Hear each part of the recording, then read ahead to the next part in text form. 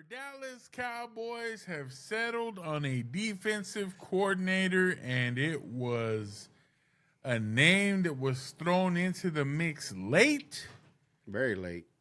and it was somebody from a rival team here in our division. That is right. The Dallas Cowboys announced Christian Parker is your new defensive coordinator going into the 2026-2027 NFL season. And I got to tell you something, Julio. I'm excited about this. Who that is? Tell us more about this Christian Parker. Who that is? Christian Parker was the defensive backs coach from the Philadelphia Eagles. He spent some time in Denver before that. He's coached in college as well. And he's a young guy. His name's kind of been out there in the mix. We never really heard of him because he's not really one of our guys, right? But this guy's name has been in rumors of head coaching jobs and defensive coordinator jobs and things like that for the past like 2 or 3 years. It was pretty serious. He was with the Broncos 3 years ago, I believe it was, and when Fangio was there, and then Fangio went to Philly, and he wanted to bring Christian with him, and Sean Payton liked Christian Parker so much that he was like, we can't do that. You know, ultimately, it ended up down the road where Christian Parker followed Vic Fangio to Philly, and he's kind of been under that tree. Vic Fangio said a lot of guys, you know, they'll ask me questions. They want to know, you know, they want to pick my brain, things like that. He said what was different about Christian Parker was this is a guy who contributed to the conversation. He threw his own stuff in there. He wasn't just asking me and then trying to just copy paste. It was copy, oh, what about this, and then, you know, trying to make something of it as well. He was trying to get more out of it than just give me all the answers to the test. He was kind of, you know, trying to get a little bit more in depth with those conversations that he had. You mentioned this guy. He's a young guy. That's, you know, phenomenal for us. He's an up-and-comer. This is not your normal Dallas Cowboys, Jerry and Stephen Jones familial hire. This is not something like that. This is not one of those you're going to have to deal with the defensive coordinator that we've been buddies with, and we know their dad, and I went to college with so-and-so, and it's nothing like that. We don't really have ties to this guy. Schottenheimer got the opportunity to pick his defensive coordinator because I do believe his job is directly tied to this defensive coordinator position. They handcuffed him with Matt Eberflus this year. That was a disaster. Yes. And I think he kind of went in with Jerry and Steven and was like, look, if I'm going to do this, if I'm going to be the head coach, you have to give me some authority here to pick my staff. I have to be able to pick the guys that I want. I don't want to necessarily inherit guys that I didn't really care to bring in or want here. And now I'm just trying to make chicken salad out of chicken shit, which is basically what he was doing. And so now you've got a young up and comer who's eager to prove himself.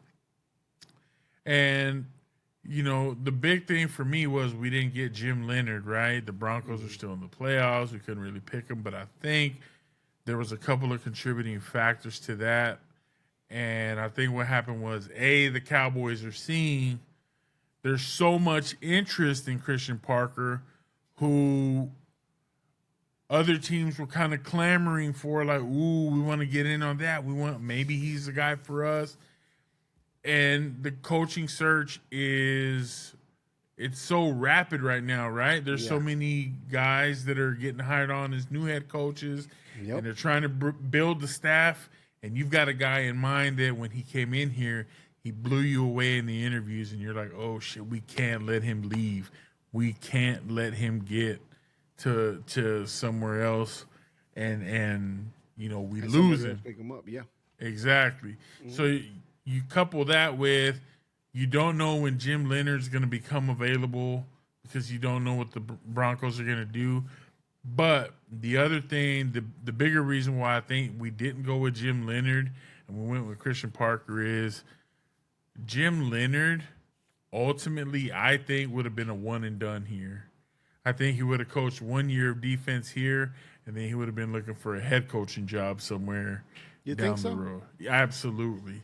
Okay. And so I think the Cowboys saw that as we need to have somebody that's going to be consistent because what do? You bring him here, he's a one and done, and now you're on your what, fifth defensive coordinator? Yeah, that's not a good You know look. what I'm saying? You don't want to do that. No. You're fifth, you're sixth.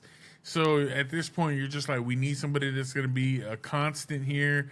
We need a guy that's going to motivate his players. This guy's a guy that motivates his players. He finds out what makes them tick, and he's coaching them up the way they need to be coached up.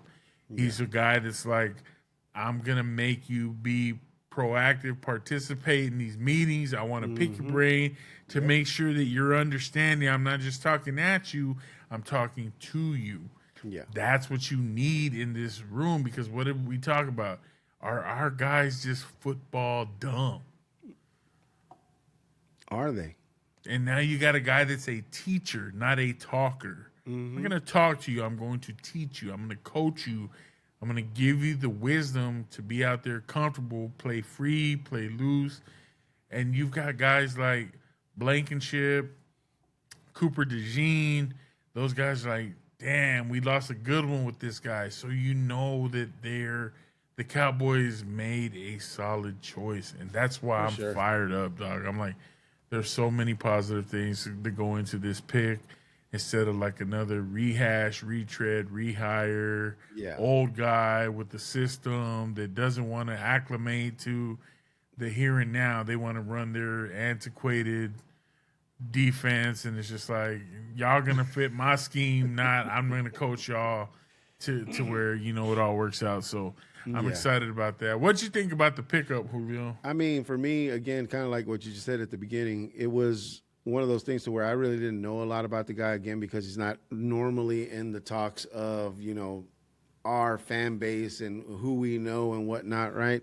Don't really pay attention too much. But after the name was brought up, of course, did some digging, kind of looked around and see where he was at previously. Like you said, he was with the Broncos for a minute before he went over to the Eagles. And you can tell the Eagles secondary, as much as I hate the fucking Eagles, as much as I can't stand the fucking Eagles for the life of me, and I will never say anything good about them, the facts are that their secondary plays lights out. Their secondary has been playing lights out. And to get somebody, like you said, that's young, that will teach a team, that will teach players instead of just talking to players or saying, oh, I'm going to make you fit this scheme because this is what I've been, coaching for years and years and years and years, and I'm going to make you guys fit this mold. He is able to adapt. He's able to show. He's able to teach all these new nuances and make adjustments where he needs to make adjustments and move players around if he has to make sure that they fit the mold of the defense and the projection that we're going to or where we're moving to in the future. It's just one of those things that, again, kind of like what you said, I am super excited about. The fact that Brian Schottenheimer had the opportunity to go in there and say, hey, look, you did handcuff me to Eberflus this year. I had to kind of deal with that the entire season. Couldn't really, maneuver the defense the way that I wanted to, and then giving him the opportunity to be like, yeah, you know what, this guy, we interviewed him. He knocked the interview out of the park. I'm not going to let him leave. I want him here. I need him here. If we're going to be a successful team going into next year, I need to have somebody like this, some young blood, somebody that can modify our defense, can make adjustments on the fly, can do all of that and teach your defense if, like Joe said, if our guys are football dumb, then be able to show them why they're football dumb and adjust that and fix that before the season starts, so we're not sitting there looking lost once we start playing in the regular season. So super excited. Again, I think we talked about it way back when our season ended. The fact that the Cowboys as a franchise started moving on this rapidly instead of waiting until the beginning of the fucking season to say, oh, this is our new defensive coordinator now, right when we're about to go into the preseason, that would have been a mistake. I think them making this move now solidifies them being serious about being actual contenders going into next season, in my opinion. So, yeah, I'm super excited. I think I heard that they interviewed 7 candidates the last 2 years combined, and they interviewed 10 just in this search. Yeah. So this was just a different type of approach by the Dallas Cowboys because they know ultimately we're doing the same things repeatedly and we're expecting a different result. Yeah. That's insanity defined right there. And so the fact that now we're at a point of we've tried things our way, it hasn't really worked, we need to do something different. And Jerry said, we're going to do some things differently. I've had some of y'all talking shit on previous videos about, Jerry's done the same thing for 30 years. What do you expect different now? Bro. The man knows he doesn't have 30 years left anymore. Every year is an opportunity to do something different. And, he's not just talking the talk. Currently, he's walking the walk. Now, I'm not saying that he's going to be any different of a human being than he's showing himself to be. But, damn, y'all just every year, y'all just want to go in there with the yuck mouth like, this team, it's like, bro, like they hate us because they ain't us. That's it, fool. Like, they hate us, baby. Cheer on your team until they give you a reason not to cheer. Every year, every year we go in there and we're hyped up, and then we get let down, and it's like, oh shit. At some point in the season, you just gotta pull the cord and be like, oh man, like this season is done. Realistically, the season is over. But until you get to that point, why do you want to be negative? Why do you want to think negatively? I know we've seen 30 years of mediocrity at best, but damn, that doesn't mean we got to hit 31. Now, the trend says, hey, maybe that's where we're leaning, but until I see it, I won't accept it. It just is what it is. Now, if Jerry comes out and we start doing the same stupid shit, then it's like, what can you do? It is what it is. But some of y'all, man, y'all just like, y'all love to just be down in the dumps before the season even starts. I'm like, why do you want to be a fan if you're going to be down in the dumps before you've seen one play? Like, you don't even give it an opportunity. You're just like, oh, this is sucks. We do the same thing all the time. Nothing's going to change. Yeah. And then you have those people that stop buying merch, stop going to the game, stop supporting the team. Bro, none of that matters. It really don't. At the end of the day, none of that really matters because, the Cowboys as a franchise will always do what the Cowboys want to do. There's nothing that we can do honestly, there's nothing we could do that will affect that will change that. They got to notice change within themselves and then be like, hey, obviously, kind of like what Joe was saying at the beginning, doing the same thing year after year, that is the definition of insanity and expecting a different result. It's nothing is going to change if you just keep doing the same shit every year. I think Jerry's gotten to a point now to where he sees that, okay, shit's got to change. We got to change something now at this point. He knows he doesn't have that much time left. Not wishing nothing bad on Jerry, but he knows he doesn't have that much time left. He's even said it out loud already. I don't know how much longer I got now. I want to see my team win. I want to get back to the days where my team was winning. Okay, now he's doing something different. And he said, I want to retire with the most Super Bowl wins. You see what I'm saying? Like, you still need 3 to tie the most Super Bowl wins. So he knows he's playing he's on borrowed time as it is. He's closer to the end of the beginning, and that's just real talk. I mean, it just is what it is. Yeah. So he's got a little fire lit under his old ass. Like, hey, maybe I need to do something different because I've tried 30 years to do it my way, and it just hasn't worked. Yeah. And every good businessman knows that, you know, if you have something that's good and you can maintain it, then that's great. But every now and then the market changes and something changes, and you have to make those changes within your organization, within yourself, to keep up with the market, to be at the top. That's the only way that shit works. So he's doing businessman shit. At this point, he's like, okay, I need to cut my losses where I need to cut them because I haven't been making good sound business decisions, and we need to move on to a different strategy so we can get back on top where we used to be. And hell, if anything, as a Cowboys fan, that fires me up. Seeing him move the way that they're moving now, seeing the Cowboys organization move the way that they're moving now, at the rate that they're moving now, you know, again, kind of like this defensive coordinator thing. We're used to, at the beginning of the season, they're like, oh, okay, we finally picked a defensive coordinator. This time around, it's like, shit, before the Super Bowl, we already got our defensive coordinator. We already hired him. We're good to go. Starting next season, we're ready to rock. We're used to old people, retreads, family friends. Yep. Like we're not used to having a whole bunch of candidates and doing a search. Exactly. We're used to we're gonna throw 2 or 3 names to make it look like we did a whole search, but we already know who we want. Exactly. Yeah. It's not how this works. And it always goes back to, oh, they had ties with the Jones family way before they even came into the interview and this and that and the other. And now we're getting something completely different. Christian Parker is a guy that nobody knew about, nobody heard about.